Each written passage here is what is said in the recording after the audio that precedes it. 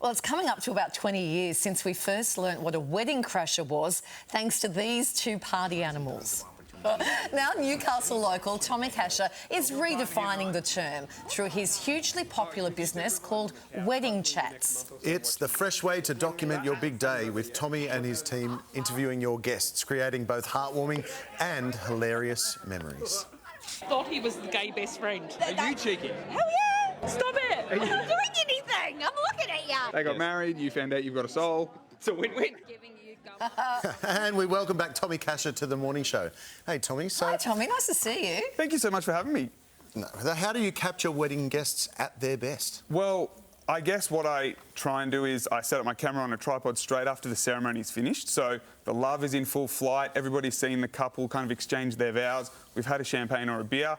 And then like I said, camera set up on a tripod, and I'm bringing guests over to me, having a casual chat, asking what's the vibe of the wedding, how are we feeling? Talk to me about the ceremony, and then we kind of get into the feels and we talk about the couple, what we love about both of them, and some favourite memories that they have of them. So it's important to capture them one champagne in, not 15? Yeah, absolutely, because a lot of people say, oh, can you start your interviews at 8 or 9 o'clock?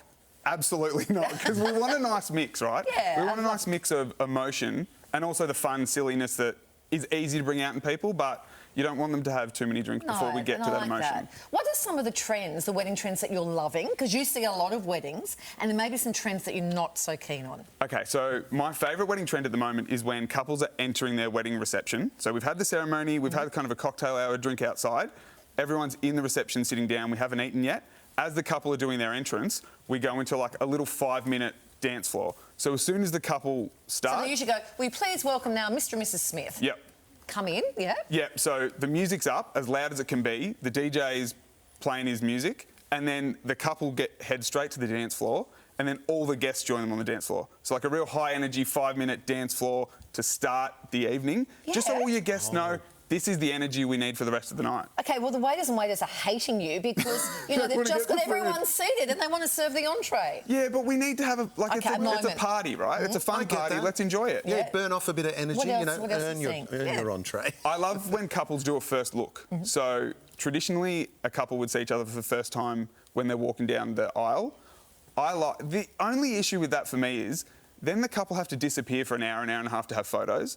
You've got 100 of your closest friends there, but you're disappearing. You've probably paid for an acoustic artist, you've paid for cocktails, but the couple go off for an hour and a half to have photos. To me, that doesn't make sense. So I like when couples have a first look. So in the afternoon, they'll go to a field, they'll go to a beautiful location to have photos before the ceremony actually starts. So then they can, as soon as the ceremony's done, enjoy time with all their guests. They don't have to disappear. It's great that there's all these new traditions being created. But, you know, together with traditions, there's always a bit of controversy over which ones should stay and not.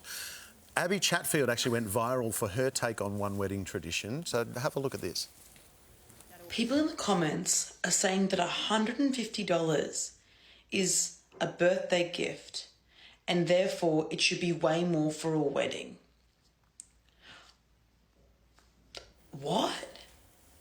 OK, so what's your advice on gifts? Well, I think, first of all, I want to make it clear, very aware, cost of living crisis, we don't all have a spare $150, but there's that old adage that you should try and cover the cost of your food and beverage.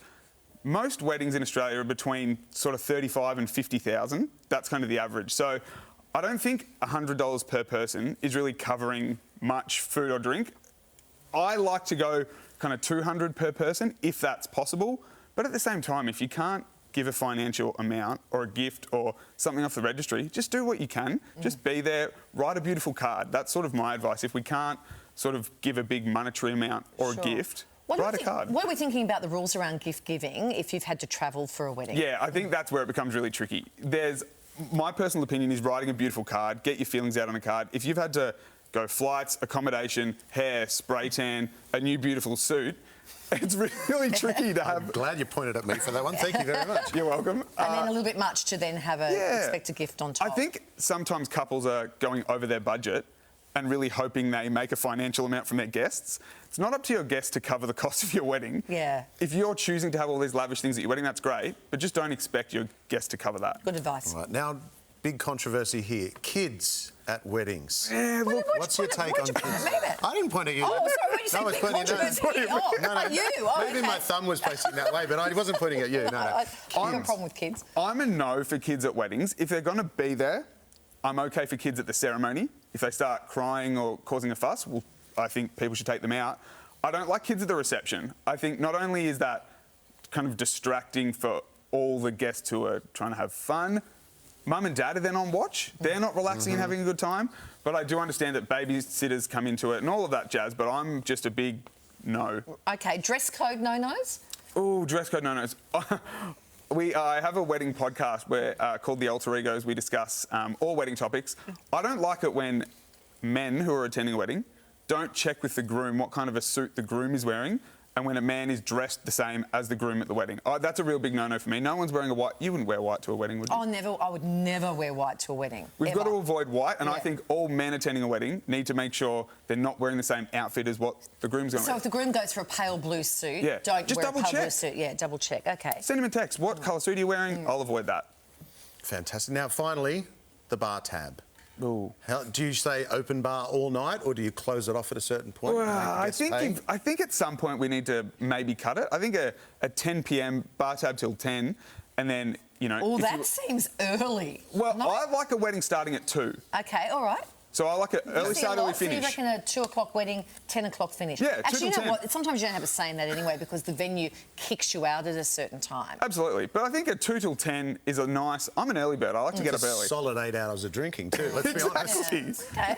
I'm really lovely to get your takes on that. Thank you so much Has for having wedding me. season sort of stopped now for a little bit? It's kind of, yeah, October, November is super busy. Close to Christmas and early Jan, people take holidays. There's not too many weddings. Yeah. But we do have a few more wedding chats for the rest of the year, so excited to get out there. Okay, good stuff. Thank you. Thank you, Tommy.